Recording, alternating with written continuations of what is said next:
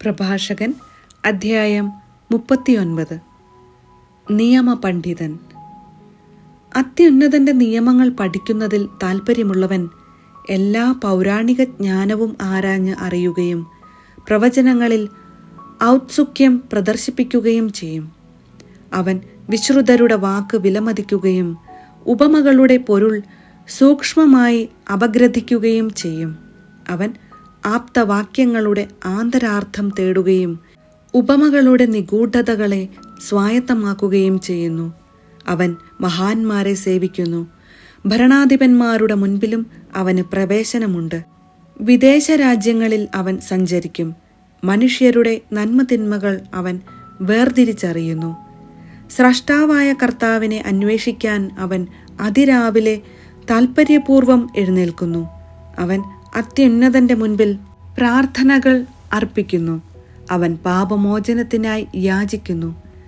സർവശക്തനായ കർത്താവ് കനിഞ്ഞാൽ ജ്ഞാനത്തിന്റെ ചൈതന്യം അവനിൽ നിറയും. വിജ്ഞാന വചസ്സുകൾ പൊഴിഞ്ഞ് പ്രാർത്ഥനാപൂർവം അവൻ കർത്താവിന് നന്ദി പറയും. അവന്റെ ചിന്തയും അറിവും നേരായ മാർഗത്തിലേക്ക് തിരിയും. അവിടുത്തെ രഹസ്യങ്ങളെക്കുറിച്ച് ധ്യാനിക്കുകയും ചെയ്യും. അവൻ പ്രബോധനങ്ങളിലൂടെ അറിവ് പ്രകടമാക്കുകയും കർത്താവിൻ്റെ ഉടമ്പടിയുടെ നിബന്ധനകളിൽ അഭിമാനം കൊള്ളുകയും ചെയ്യും. അനേകർ അവൻ്റെ ജ്ഞാനത്തെ പുകഴ്ത്തും. അതൊരിക്കലും മാഞ്ഞു പോവുകയില്ല. അവൻ്റെ സ്മരണ അപ്രത്യക്ഷമാവുകയില്ല. അവൻ്റെ നാമം തലമുറകളിലൂടെ ജീവിക്കും. ജനതകൾ അവൻ്റെ വിജ്ഞാനം പ്രഘോഷിക്കും. സമൂഹം അവൻ്റെ സ്തുതി ഉദ്ഘോഷിക്കും.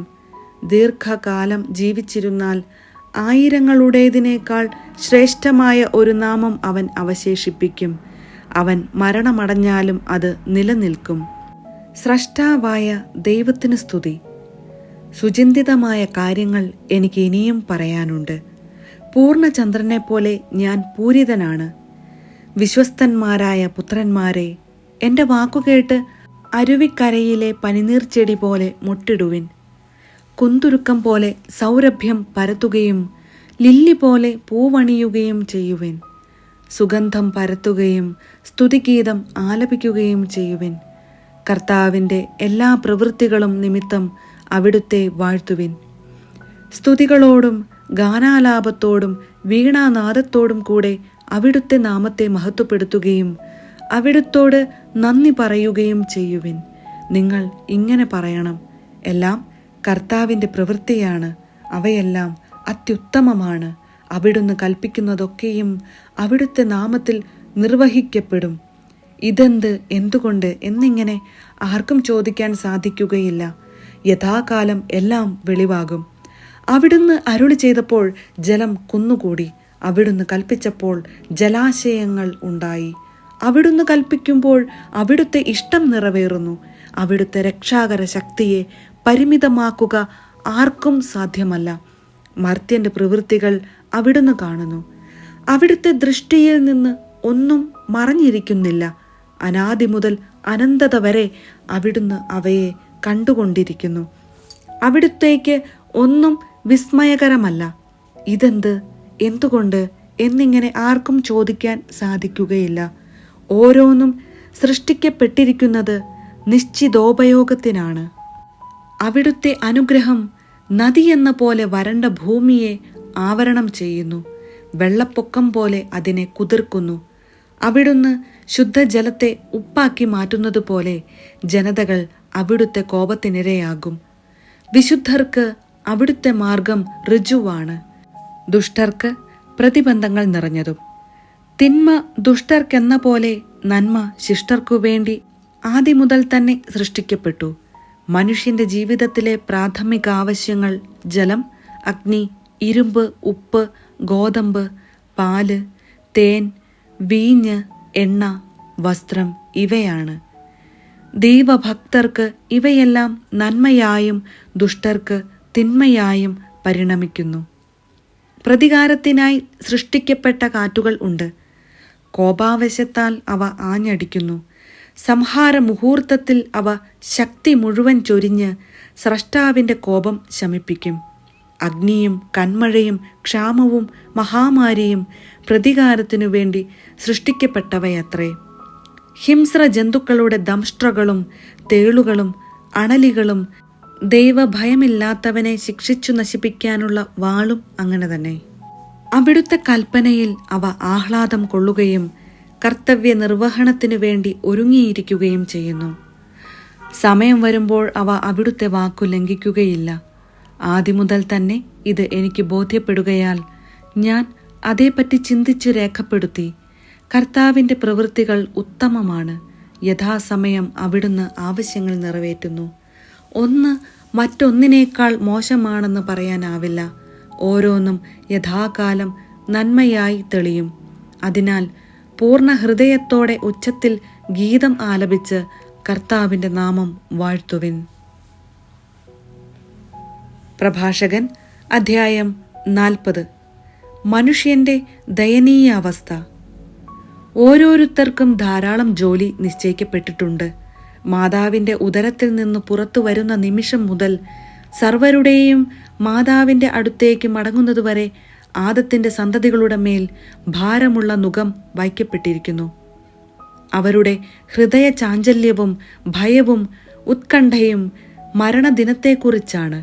വിശിഷ്ടമായ സിംഹാസനത്തിൽ ഉപവിഷ്ടനായ രാജാവ് മുതൽ പൊടിയിലും ചാരത്തിലും കഴിയുന്ന എളിയവൻ വരെ, രാജകീയാംഗിയും കിരീടവും അണിയുന്നവൻ മുതൽ ചാക്കുടുക്കുന്നവൻ വരെ ഏവരും കോപം, അസൂയ, ആകുലത, അസ്വസ്ഥത, മരണഭീതി, ക്രോധം, മത്സരം എന്നിവയ്ക്ക് അധീനരായിത്തീരുന്നു. കിടക്കയിൽ വിശ്രമിക്കുമ്പോൾ നിശാനിദ്ര അവന് വിഭ്രാന്തി ഉളവാക്കുന്നു. അവന് വിശ്രമം അല്പം മാത്രം ലഭിക്കുന്നു, ചിലപ്പോൾ അതുമില്ല. ഉറക്കത്തിലും ഉണർന്നിരിക്കുമ്പോഴെന്നതുപോലെ യുദ്ധനിരയിൽ നിന്ന് ഓടിപ്പോന്നവനെ പോലെ അവൻ ദുസ്വപ്നങ്ങളാൽ അസ്വസ്ഥനാകുന്നു. രക്ഷയോട് അടുക്കുമ്പോൾ അവൻ ഞെട്ടിയുണരുകയും ദുസ്വപ്നങ്ങളാണെന്ന് അറിയുമ്പോൾ വിസ്മയിക്കുകയും ചെയ്യുന്നു. എല്ലാ ജീവികൾക്കും, മനുഷ്യനും മൃഗങ്ങൾക്കും, പാപികൾക്ക് 7 ഇരട്ടിയും മരണവും രക്തച്ചൊരിച്ചിലും കലഹവും വാളും ആപത്തും ക്ഷാമവും പീഡനവും മഹാമാരിയും വന്നു ചേരുന്നു.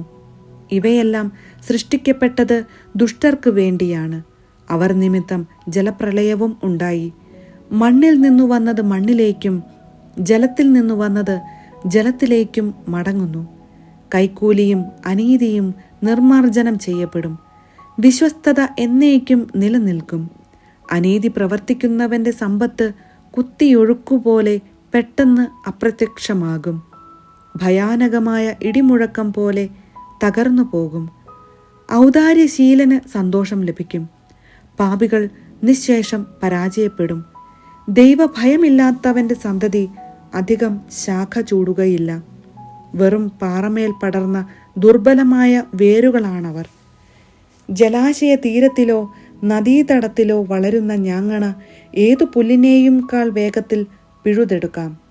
കാരുണ്യം അനുഗ്രഹത്തിൻ്റെ ആരാമം പോലെയാണ്.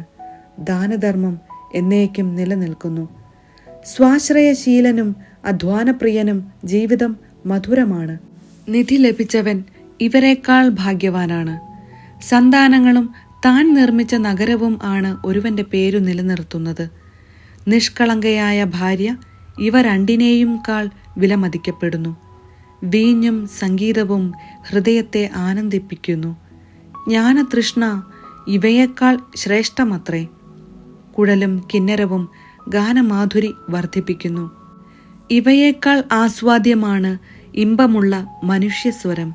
പ്രസന്നതയും സൗന്ദര്യവും കണ്ണിന് ആനന്ദം നൽകുന്നു. ഇവയേക്കാൾ ആനന്ദദായകമാണ് വയലിലെ ഇളം തളിരുകൾ. സുഹൃത്തോ സഹചാരിയോ എപ്പോഴും സ്വാഗതാർഹനാണ്. എന്നാൽ ഭാര്യ ഭർത്താക്കന്മാരുടെ സന്ദർശനം അതിനേക്കാൾ ഹൃദ്യമാണ്. സഹോദരരും സഹായകരും വിഷമസന്ധികളിൽ ഉപകരിക്കുന്നു. ദാനധർമ്മം ഇവരെക്കാൾ സുരക്ഷിതമായ അഭയമാണ്. സ്വർണവും വെള്ളിയും പാദങ്ങളെ ഉറപ്പിച്ചു നിർത്തുന്നു. സതുപദേശം ഇവയേക്കാൾ ശ്രേഷ്ഠമാണ്. ധനവും ബലവും ഹൃദയത്തെ ഉത്തേജിപ്പിക്കുന്നു. ദൈവഭക്തി ഇവയേക്കാൾ അഭികാമ്യമാണ്. അതുവഴി നഷ്ടം ഉണ്ടാകുന്നില്ല. ദൈവഭക്തന് അന്യസഹായം തേടേണ്ടതില്ല. ദൈവഭക്തി അനുഗ്രഹത്തിൻ്റെ ആരാമം പോലെയാണ്. ഏതു മഹത്വത്തെയും കാൾ നന്നായി അത് മനുഷ്യനെ ആവരണം ചെയ്യുന്നു. മകനെ, ഭിക്ഷുവിനെ പോലെ ജീവിക്കരുത്. ഭിക്ഷാടനത്തേക്കാൾ മരണമാണ് ഭേദം.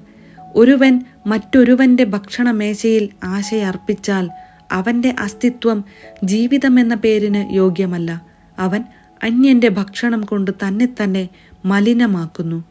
ബുദ്ധിമാനും സതുപദേശം ലഭിച്ചവനും അത് ഒഴിവാക്കും. നിർലജ്ജന്റെ നാവിന് ഭിക്ഷാടനം മധുരമെങ്കിലും അവന്റെ ഉദരത്തിൽ അഗ്നി ജ്വലിക്കുകയാണ്.